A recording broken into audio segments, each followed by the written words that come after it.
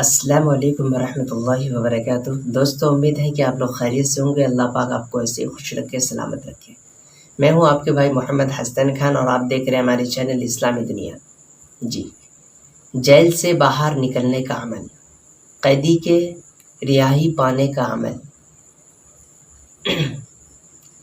جیسے کہ بہت سارے لوگ جیل میں بہت سارے پیسے خرچ کر لیتے ہیں، اس کے لیے بہت مصیبت میں ہوتے ہیں، جیل سے باہر نہیں نکل پاتا ہے، تو آپ کے لیے یہ عمل بہت ہی ضروری ہے۔